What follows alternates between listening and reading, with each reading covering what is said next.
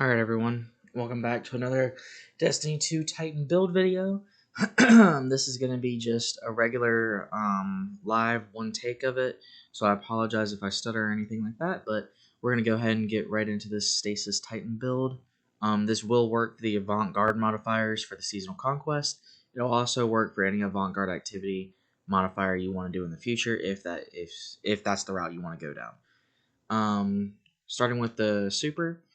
Obviously, Glacial Quake. I run Rally Barricades just because I got used to running it with Bolt Charge, Strafe Lift, Shiver Strike, Glacier Grenade. You can interchange Cold Snap and Glacier Grenade if you want to. I run Glacier Grenade just for the ease of access of the Shatter, but if you would rather... Okay. You can Shatter more with Glacier Grenade and do more damage to, I'd say, bosses, rather than running a Cold Snap Grenade, which allow you to freeze enemies. So you can interchange these if you'd like to. If you do interchange them, let me know how it goes in the comments to just see if the build is better. Cryoclasm, Tectonic Harvest, I'll explain why we run these two in a moment. And then we run Whisper of Rhyme to max out our Frost Stacks armor. Our Frost armor stacks. Whisper of Chains, just so we can get our stasis shards back. This is just a quality of life fragment right here that I personally like. You're definitely able to swap this out, okay? This is not set in stone. However, I would like to know what you would swap it out with, because there's a lot of things you can swap this out with to make it better. I personally just like the quality of life of it. Whatever you swap it out with, let me know in the comments. Whisper of Fissures. This is a must-have for doing damage, everything. Going back up to our aspects. Cryoclasm.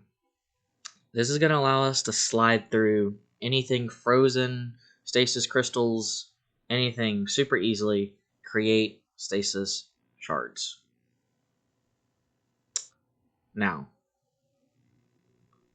this is important because we're going to be freezing everything on a 19-second time loop every time.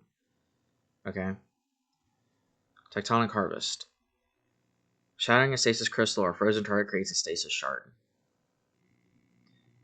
This and this go together to make our build realistically be really good, in my opinion. This was really good last season, but with the artifact mods this season, it brings it up to a whole new game level. Let's continue on. So, I have all tier 5 armor purely from the Solstice event. My chestplate is not Solstice, so I don't have the 4-piece set yet, but I am trying. Obviously, you want to have as much hundreds as possible with this build. You don't necessarily need to have anything over 100 here necessarily. The only mandatory thing you need to have at 100, absolute mandatory, is class. And I would also argue you need to have at least 90 super for every build you make in this game. Arguably. However, going back to this build, class. You need to have at least 100 class. 100 class will get your class ability down in 19 seconds. And I'll explain to you why our class ability is important. Back up here to our exotic, Icefall Mantle. Icefall Mantle reads, while you have a stasis super equipped, rapid stasis final blows grant frost armor. You heal a small amount whenever you gain frost armor, replaces your class ability with a burst of stasis energy that freezes nearby combatants, slows nearby opponents, and grants you increased frost armor. Now, the part we need to take into account here is you heal a small amount whenever you gain frost armor, point A. Okay? Point B, replaces your class ability with a burst of stasis energy that freezes nearby combatants, slows nearby opponents, and grants you increased frost armor. Every time you pop your class ability, you're going to get ×8 frost armor, and you're going to heal. You're not going to get a full-on, full health bar, but you're going to get as much as about picking up a healing grenade, right? That's a good amount, especially when you can get frost armor. And honestly, this is probably one of my favorite stasis exotics they've changed recently. I wouldn't say recently, but this is one of my favorite Stasis exotics to run on Titan. Purely because of the DR you can get. For you guys that don't know, DR is damage reduction. And replaces your class ability with a burst of stasis energy that freezes nearby combatants. Well, with it freezing nearby combatants, that allows us to slide through them and create stasis shards. Now, the stasis shards allow us to go back down here and right here. Or sorry, right here. When you destroy a stasis crystal or defeat a frozen target, it increases the size of the burst, right? That basically means, when you freeze them, this is what this comes in. You slide through them, everything shatters in the room because of this right here, Whisper of Fissures. It also comes into contact right here when the stasis shards with frost armor. As you're sliding through these, you already have frost armor because you already procced your class ability to freeze everything. You already have frost armor. So this right here just makes you more stasis shards, which comes back up here to when you collect a stasis shard, you get frost armor. And we already came back down here, it already has increased duration and a maximum stat count. A 12-second timer on Whisper of Rime for frost armor. 12 seconds. Our class ability is 19 seconds. That's a 7-second difference. With one stasis shard from up here, from Tectonic Harvest, you can constantly refresh your frost armor at ×8 for a long period of time. And that's what I'm trying to get through. You can consistently have a revolving loop of frost armor. Is it the best kill everything build? No, obviously not. However, it is one of my favorite builds to run for DR, freeze ability, everything, nothing moves, and I can still keep up with the kill everything builds. Now, with that being said, obviously you can run better things.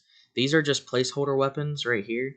I've tried Lost Signal out. That is really good. Anything with Rhyme Stealer and Chill Clip is really good. But you can run whatever weapons you want with this build. You're not stuck to stasis weapons. The builds I like to make don't lock you into certain weapons you have to choose or getting the most kills out of everything. We gotta remember, Hunter's gotta get the kills here. Okay? Lord forgive us if we try and take a Hunter's Tangle or a Hunter's combination blow at this moment in time. Alright? So we gotta just keep in mind that DR is the version of this build. And yeah, you can have DR and a lot of other things and still have kill builds. I get that.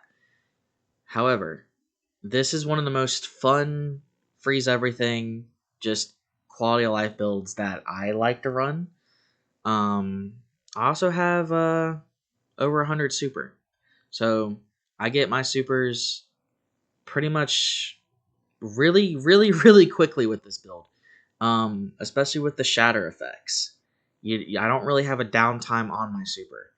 And the Glacial Quake, it does get enough damage on when I run Whisper on Grandmaster, the Whisper mission.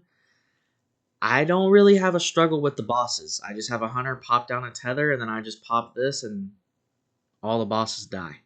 Obviously, the tether is spreading the damage across the 3 of them, but it still works just fine. And I honestly really enjoy it. Going over our mods here, I do run Double Dynamo because we're popping our class ability with, in the middle of ads to freeze everything, going back to Icefall Mantle, right? On our arms, I run Double Focusing Strike for our powered melee because when we collect our stasis shards, we're also getting our melee energy back. So there's no point not to charge everything at the same point. It's almost as if you're running Heart of Inmost Light with this build without running Heart of Inmost Light. And I say that very strongly because I know there's going to be a lot of people that say Hoyle is just best in slot for everything. Don't get me wrong. There's a lot of builds where Hoyle is best in slot, especially with the class item. However, for this build in particular, Icefall Mantle makes it feel like you're running Hoyle. Continuing on, I just run a charged up Arc Solar. You can obviously interchange these with whatever you want. You can obviously change up charged up as well to running 3 resists if you really need it. Personally, I think just running 2 resists on whatever you need to will be perfectly fine. And then we run down here. Normally, the reason I want the charged up and everything like that is normally I'm running our solar weapon surges. I run this because I run the solar spread shot hand cannon from Arms Week from this past week. That thing is so nice with incandescent, and with this build, it's so nice. I just run triple solar surges, honestly. You can swap this in for a stacks on stacks and be fine, and run double solar surges. You can also put this with elemental charge. Be wary though. I tried this build with elemental charge, and I could not create as many stasis shards as I wanted to make this viable, because stacks on stacks doesn't work with elemental charge. Stacks on stacks just works with Orb Power. As you can see, you can read it, right? But elemental charge, it doesn't give you as much armor charge as you'd like it to. You can create 7 shards but only get 1 armor charge. So it's kind of just not worth it in my opinion. So I just run triple surges. Obviously you can run better already.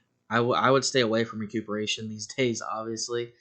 But I don't really see the point in running any of the ability regen mods. I just run. You could run better already, or stacks on stacks. I just prefer solar weapon surges.